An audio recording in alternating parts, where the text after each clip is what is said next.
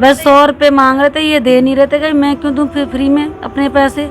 इसी में उनमें हाथापाई हुई और जाके उसकी बीवी चाकू ले आई और मारवा दिया। और जिस बंदे ने मारा वो स्मैक बेचता है, पुलिस का मुखबर जो बोलते हैं ना वो है। वो यहाँ पे खुलेआम पुलिस बिकवा रही है, ड्रग्स बिकवा रही है। यहाँ पे घर घर 14-14 साल के बच्चों को लालच दे दे के स्कूल छूट गए बच्चों के यहाँ पे, क्योंकि उनको किसी तरीके से दिया जाता है। एक बार ही पी लिया फिर तो उनको आदत हो जाएगी, फिर अपने घर में चोरी करते, पड़ोस में चोरी करते, फिर इधर उधर चोरी करते। उनकी तो जिंदगी बिल्कुल खराब है। हार के लास्ट उनकी फिर यही मौत है। सीधी सी बात है, दिल्ली में तो इनका वो उत्पादन होता ही नहीं, बाहर से आता है, बॉर्डरों से आता है, एरिया के जरिए तो आता नहीं, बाय रोड ही आता है। तो इनवॉल्व पुलिस है, वही पास करवाती है गाड़ियों को बॉर्डर से। मेरे को कुछ नहीं चाहिए, बस मुझे इंसाफ दिलवा दो बस। मेरे छोटे छोटे 3 बच्चे हैं, बहुत छोटे छोटे। नमस्कार, मैं हूं किरण और आप देख रहे हैं झलको दिल्ली। तो इस वक्त हम मौजूद हैं मंगोलपुरी के पी ब्लॉक इलाके में, जहां पर एक नव युवक की हत्या का मामला सामने आया है। तो आइए अब हम इनके परिजनों से ही इस मामले को जानने की कोशिश करते हैं। 100 रुपए के पीछे, बस 100 रुपए के पीछे हुआ जो भी कुछ है। पुलिस प्रशासन ने मदद की है कुछ? नहीं, आधे घंटे से पड़े हुए थे, हम लोग ही गए थे घर के यहाँ के सारे ने, वैसे पहले पड़े हुए। हमने जाके उठाया उन्हें। पापा, जो मेरे पापा मेरे देवर, वही लेके हॉस्पिटल गए। जब तक तो कुछ नहीं रहा उनमें। अगर पहले ही लोग ले जाते उठा के या पुलिस वाले आए तो आज सही रहते। मेरे को कुछ नहीं चाहिए, बस मुझे इंसाफ दिलवा दो बस। मेरे छोटे छोटे 3 बच्चे हैं, बहुत छोटे छोटे। हमने सबको दे रखी, अब जो करेंगे आप जैसे लोग करोगे मदद तो जब भी हमारी मदद होगी। 5 दिन हो गए हमें अभी तक कोई सुनाई नहीं, कोई बात नहीं, कोई चीज नहीं। को सजा होनी चाहिए, या फिर हमारे हवाले करो। अगर आप लोग कुछ नहीं करवा पा रहे तो हमें दे दो, हम कर लेंगे अब जो भी कुछ करना है। पैसा भरते हैं, पुलिस वालों को पैसे देते हैं, उनका मुंह बंद करते हैं। जो स्नैक बेचते हैं, कुछ नशा करते हैं, गई नशा दारू पी के पिला के बच्चों को। आज कोई लिखाई पढ़ाई नहीं बच्चों को। पुलिस प्रशासन है ना, उसकी वजह से हुआ है यहाँ पे, क्योंकि यहाँ एक मर्डर नहीं हुआ, यहाँ मर्डर बहुत हुए हैं, लेकिन कोई उसका वो नहीं है। समाधान भी होना चाहिए। जब सब प्रूफ हमारे सामने है, मारता हुआ भी दिखा हुआ है, वो फिर भी उसको नहीं कुछ हो रहा। और वो कह रहा मेरे को तो कोई बात नहीं, थोड़े दिन की बात है, मेरा तो रोज का काम है ये। आई विटनेस है जो, वो भी नशे वाले थे जो 100 रुपए छीन रहे थे। कह रहा मैं तुम्हें खूब ड्रग्स पिलाऊंगा। और पुलिस प्रशासन ने अभी उन्हें गिरफ्तार किया है, मियां बीवी को। अभी उन्हें सजा मिलेगी?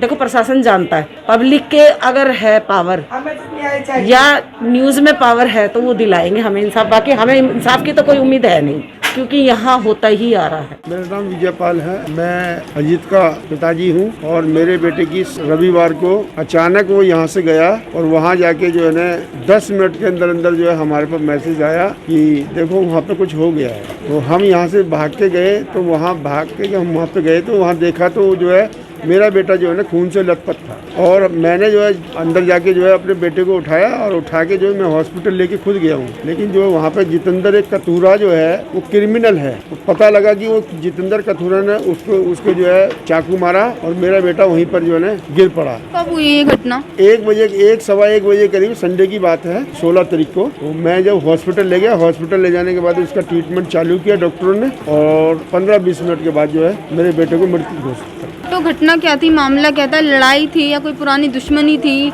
हमारी कोई भी किसी से कोई दुश्मनी नहीं, ना ही हमारी किसी से लड़ाई थी। लेकिन पता लगा है कि हमें ये पता लगा कि 100 रुपये का कोई जो है मैटर था। तो उसी बात पे उन लोगों की कहा सुनी होगी, और कहा सुनी में जो है वो अपने घर गया और अपनी पत्नी के साथ, पत्नी और एक उसका भाई, दोनों जो है वहाँ पे आए। तो भाई जो है अंदर बाहर खड़ा हुआ था, गेट उन्होंने बंद कर दिया उसका, और अंदर जाके जो है पत्नी ने उसके हाथ पकड़े बताए, और जो है उसने जो कथूरा ने जो है पट के ऊपर जो है 3 बार चाकू से वार किया बताया। और उसके यानी क्या है कि काफ़ी समय हो गया था, किसी ने कोई यानी कि उसकी हेल्प नहीं की मेरे बेटे की। अगर मेरे बेटे की यानी कि हेल्प हो जाती तो शायद मेरा बेटा जो है बच सकता था। कितनी उम्र थी आपके बेटे की? मेरे बेटे की 38 उम्र थी, और जो है उसके 3 बच्चे हैं, एक बेटा है, 2 बेटी हैं। आपने कंप्लेन लिखवाई है पुलिस में? हाँ, हमने पुलिस में कंप्लेंट लिखवाई, और जो है पुलिस कोई भी कार्रवाई नहीं कर रही थी। तो यहाँ के हमारे जो है सीनियर समाज के लोग थे, हमारे ही समाज के जो है बुद्धिजीवी ने मेरे साथ जाके वहाँ पे पुलिस पे जो दबाव बनाया, और दबाव बनाने के बाद यानी कि जो है पुलिस कार्रवाई हुई। और उनको उसकी मिसिस को तो बताते हैं, उसी दिन उसी टाइम थोड़ी देर के बाद जो है उसको जो अरेस्ट कर लिया गया, लेकिन मेरे बेटे को उसके बाद जो है एक दिन बाद जब पुलिस पे जो है प्रेशर आया पब्लिक का, तो उसके बाद जो है उसने जो है यानी उसको जितेंद्र कठोरा को भी बताते अरेस्ट कर लिया गया। और हम जो है सरकार से ये है अपील करते हैं, मेरे बेटे के साथ जो हुआ अन्यथा किसी के साथ ना हो। यहाँ पर जो है ना नशे का जो है बड़ा जो है यानी कि जो है धंधा हो रहा है पूरी मंगोलपुरी के अंदर। इस धंधे को जो है पुलिस प्रशासन से मैं गुहार करता हूँ। स्मैक, चरस, गांजा जो लोग बेच रहे हैं इनको जो है सख्ती से इनके साथ पेश आए और इसको जो है कि जो है यहाँ से जो है इस धंधे को यहाँ से हटाएं, जिससे कि हमारे बच्चों की जो है ना जो भविष्य है वो अच्छी तरीके से गुजर सके। फर्स्ट ऑफ ऑल ये देखो कि लॉकडाउन है और उसके बावजूद भी मतलब जो नशे का कारोबार है वो हो रहा है। और उसके बाद भी एसएचओ को पता है कि भाई हर एक एरिया में मतलब स्मैक, ड्रग्स वगैरह सब कुछ बिक रही है। एक एक्शन होना चाहिए इनके प्रति, कुछ ऐसा है नहीं खास। दिल्ली सरकार, डीआईजी वगैरह जो भी मतलब दिल्ली कमिश्नर वगैरह उनको सब पता, लेकिन वो है कि भाई पैसा पहुँच जाता है उनके पास कि भाई हमें कारोबार करने दो और आप चुपचाप बैठे रहो और बस हमें करने दो, आप देखते रहो क्या हो रहा क्या नहीं। सीधी सी बात है, दिल्ली में तो इनका वो उत्पादन होता ही नहीं, बाहर से आता, बॉर्डरों से आता, तो पुलिस इन्वॉल्व होगी ना। एयर के जरिए तो आता नहीं, बाय रोड ही आता, तो इन्वॉल्व पुलिस है, वही पास करवाती है उनको गाड़ियों को बॉर्डर से। तो मैं ये कहना चाहूँगा कि उन पर थोड़ा सख्ती बरते और जो सरकारें हैं वो इस पर फोकस करे। तो जिन्होंने मर्डर किया उन्हें कोई डर नहीं है? वो एक्चुअली बीसी है, मतलब पुलिस का मुखबर बोल सकते हैं दोनों हस्बैंड वाइफ, तो उन्हें डर तो किसी प्रकार का नहीं होगा कि जब उनके पास पीछे से ही जैक है, जब पुलिस उनको सपोर्ट करती है, पुलिस को इन्फॉर्मेशन देते हैं, तो उन्हें क्या डर होगा। हमें बस न्याय चाहिए कि भाई हमारा भाई जो जिस तरीके से उनने मारा उनको या तो फांसी हो या फिर जैसे भी उनका जो होगा उनके साथ हो, तो फिर कानून ही बताएगा क्या। और सर जैसे कि युवा पीढ़ी है, नवयुवक जो है ज़्यादातर नशे की लत में गिरफ्तार हो जाते हैं, तो उनको कुछ आप बोलना चाहेंगे उन्हें? देखो जी मैडम, ऐसा है कोई जानबूझ के नहीं जाता, मतलब ये है कि उनको उकसाया जाता है उस चीज़ के लिए। उनको ज़रूरत पैसों की होती है तो उनको उल्टे सीधा काम कराओ के नशे की लत लगवाई जाती है उनसे। अब मैं देखता हूँ छोटे छोटे बच्चे हैं, उनके पढ़ने लिखने की उम्र है, वो नशा कर रहे हैं। हमारे से भी छोटे जो मतलब 10-12 साल के, 15 साल के स्मैक ले रहे हैं, जो गांजा होता है वो पी रहे हैं, मतलब काफ़ी सारे हम तो देखते हैं उस चीज़ को। हम बोलते हैं लेकिन वो हमारे कहने से तो नहीं रुकेंगे, जब तक बिगड़नी बंद नहीं होगी तो क्या फ़ायदा उस चीज़ का बोलने का।